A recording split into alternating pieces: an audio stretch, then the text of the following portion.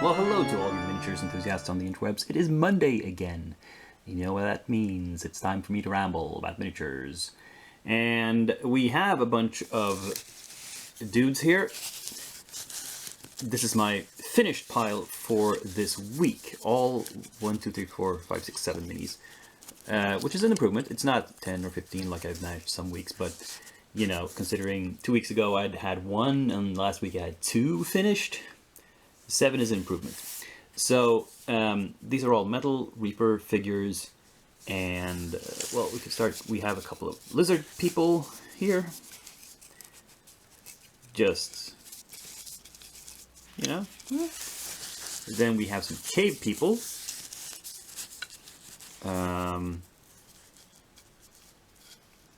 Again, nothing special, just very simple, basic paint jobs. And finally, we have the figure called the Neanderthal Champion, which is like a giant caveman. He doesn't actually look like a Neanderthal. I mean, he's like an ogre, basically. I mean, Neanderthals weren't that much bigger than Homo sapiens in actual archaeology history. But it's a cool figure. The issue, of course, with these is that it's all browns, mainly various shades of brown. So it's hard to make them pop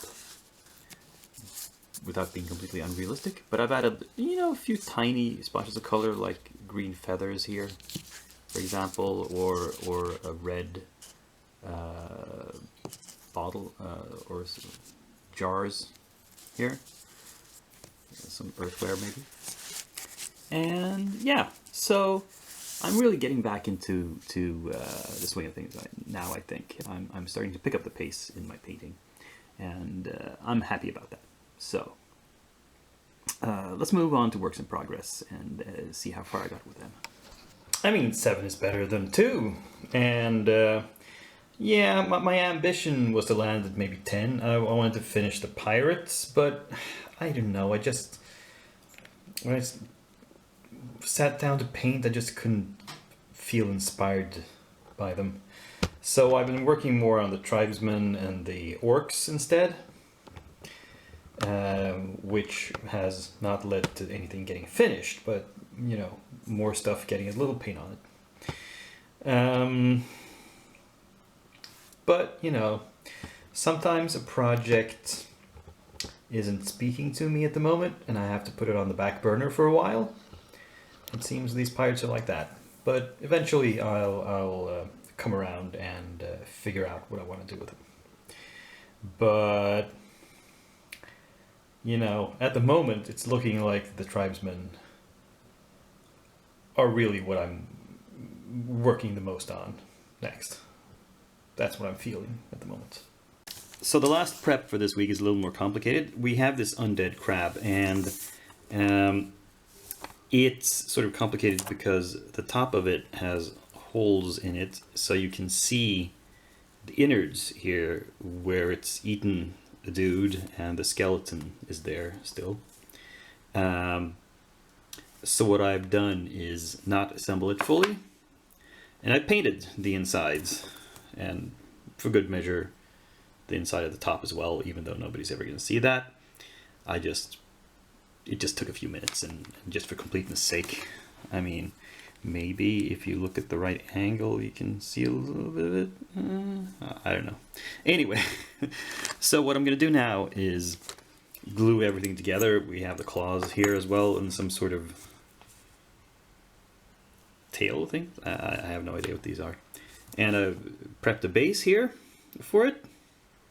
I constructed this myself. It's just an ordinary plastic base with some basing grit on it and a couple of resin skulls from a pack of basing material.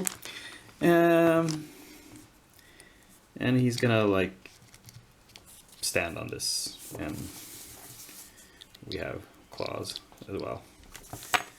So yeah, I'll glue this on next. I'm not sure if I'm gonna add how much I'm gonna paint. Yeah, if I put it on the base, it's gonna be tough to get in and paint under it. So I might paint it, the underside at least, off the base, and paint the base and then glue everything on, and then paint the top. Complex model means complex stages of painting. But anyway, it's a fun project, so I don't mind.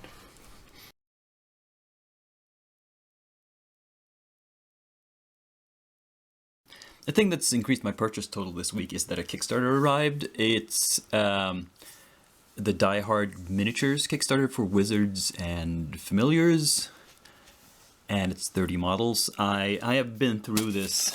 I've unpacked them all to just count the number of figures, but for example, this guy, this is two different sort of familiar creatures, one sort of ghostly thing and one robotic thing in different pieces, and they're resin, as you can see. I'm not going to unpack all of this and show you all of them. In fact, when I did not go through, I just went through and counted so that it was the right number. You know, double checking everything against the Kickstarter page so every single model is correct and all the pieces are there for all of them. It's too much work. I'm just going to trust that it's all there. And whenever I decide to paint the stuff, I'll have to go through it more in depth. But I'm not going to start painting these right away. These will go into storage. It's, you know, a couple of years down the line, maybe. They're not a priority. In fact, you know, slight bit of buyer's remorse. I don't know why. They just looked cool. That's why I backed it. And I'm trying to stop myself from doing that now, just backing Kickstarters because they look cool, and think hard about whether I actually have any use for the particular models. But yeah, just wanted to let you know a little bit about that. So what's all this then? Another Kickstarter? No, it's kind of, well, yeah, but it's not a new one. I wanted to show you a collection I have of modern day miniatures from a company called Spectre Miniatures, and they are things like African paramilitary, militia support. We got some CIA field agents and private military contractors. You get the idea. This is really for playing skirmish games set in kind of a modern day hot zone. And I bought them at, I backed this Kickstarter several years ago at a time when I was actually playing a role-playing game set in the modern day, and I thought, hey, some modern miniatures might be nice. And that campaign had actually ended before I got the minis, and I don't think I'll ever need them. Here's the thing. So I'm gonna try to sell them. I mean, they're sort of cool, but I'm not going to, I think, ever play a skirmish game set in the modern day again, not like a miniatures war game. And if I ever run a modern day role-playing game, I don't think I want to use this many miniatures. I don't think miniatures is useful really for modern day combat in an RPG, because the distances are too big, and yeah, I don't want that much combat in it. So I'm gonna put these up for sale, and I counted 64 minis. There's depends on if you count these collections of guns here as minis. I don't. So I'm gonna try to sell them through Facebook groups, and if they get sold, I'll do the same thing that I did previously when I sold off some minis. Namely, I will reduce the amount in my purchased column, because they're minis I don't need to paint anymore, but adding them to the painted column would just seem weird. It's more logical that it's actually a reduction of my sort of input rather than an increase of the output. And yeah, I'll let you know when and if they get sold, and then when that happens, I will make the proper adjustment. Like I said. So the question is, what am I actually going to add to my queue? What am I going to start prepping for next week? Well, I'm still working my way through this box of Kickstarter stuff, the Stonehaven Half-Orcs. There's a bunch of these left, so a few more of them, I think. Not sure which ones exactly yet. And then I pulled out this box, which is from Heresy Miniatures, a UK company, which is various monsters in resin. This looks like it's some sort of hellhounds in multiple parts. And this is another one, a beastie of some sort. And a third one. And then we have a Minotaur, and then we have some free figures they tossed in, which are like various small monster slugs and some sort of, I don't know what, bug monster. These slugs actually, they're the same ones that came with some cultist figures that I painted a while back. I don't recall exactly, a year, 2 years ago. So I already have those, actually, so that's not really necessary. Well, I guess I could paint more creepy crawlies.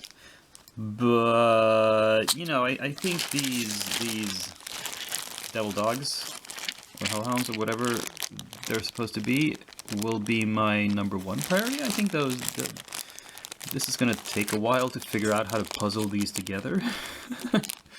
But, yeah.